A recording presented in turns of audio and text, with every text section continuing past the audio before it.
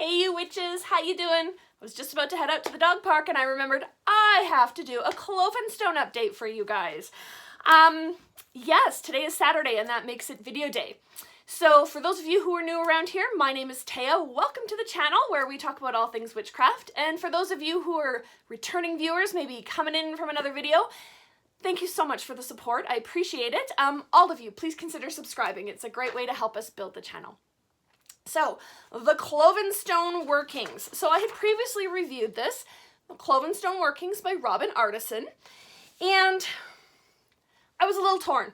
I wasn't overly impressed with sort of the attitude or the tone of the author, but the workings themselves, the actual system of magic that he lays out, were very appealing. They seem very interesting, and I sort of wanted to give it the benefit of the doubt. Robin Artisan is very well known in traditional craft circles, right? He's very highly, regarded. So I thought, there's got to be something to this. So I'm like, all right, we're going to put aside the parts I wasn't exactly overly happy with, and we're just going to focus on this system of magic itself.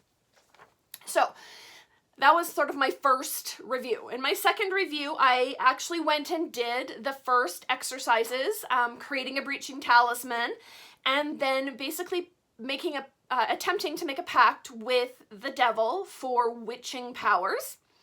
And I really got nothing out of it other than freaking out my kid.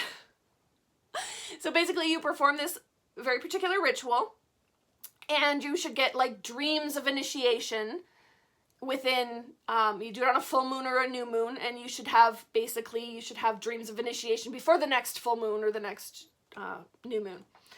And yeah, basically, I mean, I'm sure I contacted something breached, if you will, because my son started having massive nightmares and just couldn't sleep through the night for like a month. But I did not recall having any dreams of any sort of initiation or of like a teaching nature. So I was really like, now, I changed a few things up this next time around. I didn't change it, but I went back and fixed some of my mistakes. So on this next go around, and I will link those two videos below in the description. The first initial review and the first update will be down in the description. So if you haven't watched them yet, you can go back and see sort of what happened there.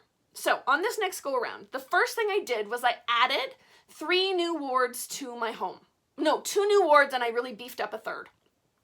And I thought, okay, that's going to help hopefully with my son and these like bad dreams. And, so should I actually make some sort of contact, I open some sort of gateway or portal or whatever, it's not going to like affect him. I decided to do it on the dark moon instead of the full moon, because I've been working more and more with the dark moon in my practice, and it just felt a little more right to be pacting with the devil on the dark moon than on the full moon. I went to a new wilder location. So this has to be done out in an area where you're going to basically make a cairn of stones that you want no one to ever find. So, right, you don't want to do it like in your backyard or at a local park. You kind of got to go out somewhere. And I had a location picked out the first time I went, and I was unable to access it.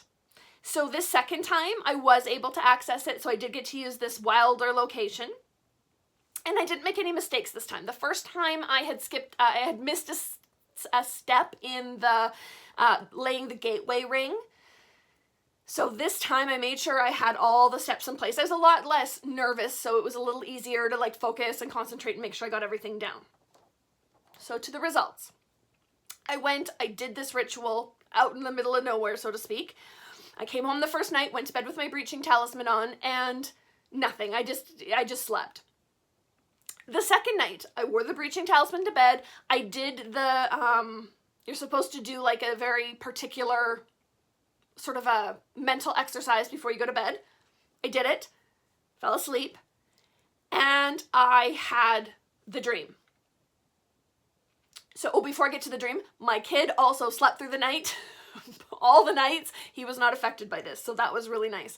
So that second night, I woke up at about 4:30 in the morning because I had a dream where it was vivid, and I was standing actually in this office space, and I looked over, kind of over and down to my right, and there was this big black dog. Now, I didn't identify it. I don't know if it was one of my black dogs, but there was a big black dog. And I looked down and I thought to myself in the dream, oh, this must be the sign I'm waiting for. And the big black dog lunged up, but instead of barking, it made a hissing sound like a snake. So it just came up at me, and I instantly snapped awake in bed and was like, oh, that was totally an acknowledgement of my pact. In the pact, you ask for a dream, and some of the things that you say will have X, Y, or Z in the dream. One of them being a black dog, one of them being, I believe I had snakes in there. And yeah, it was like just the tone of the dream was very much a like, yes, you've been noticed enough already. Like, okay, we're good. Like, stop poking the bear. So I do take it very much. And I mean, I don't have dreams like that very often, right? Where they just like literally shock me awake. So yeah, that was definitely a prophetic dream, if you will, of that pact with the devil being accepted. Him being like, yeah, okay, enough. I got it. Like, we're good. Get out of my face. And then after that, I didn't really work with it much. I've had a very tumultuous kind of month, and I just haven't really done a lot of dream work. So I haven't tried again for any sort of teaching or revelatory dreams. All right. So I also worked with the scrying technique from Robin Ardison's book. And basically what you do is there's certain words of power you need to say, and then you lay out, you put your scrying mirror within a triangle. I use 3 sticks and, 3 willow sticks, and placed my mirror within them. And I did find that his scrying method with his words of power and his sigil were faster than what I typically get my scrying visions. It was just a little bit faster. Now, I'll be honest, I don't know. That could be that his technique is a little bit tighter, a little better, or it could just be that I'm getting better because I'm just learning scrying. So I had already done 6 scrying sessions, and then I did sessions 7 through 9 using his method, and I did find it faster, but it could just be that I'm also getting better at scrying. So I can't, give it a rave review, but I mean, it worked, right? His method did work for scrying. And then finally, we just had the equinox last Friday, the fall equinox here in the Northern Hemisphere.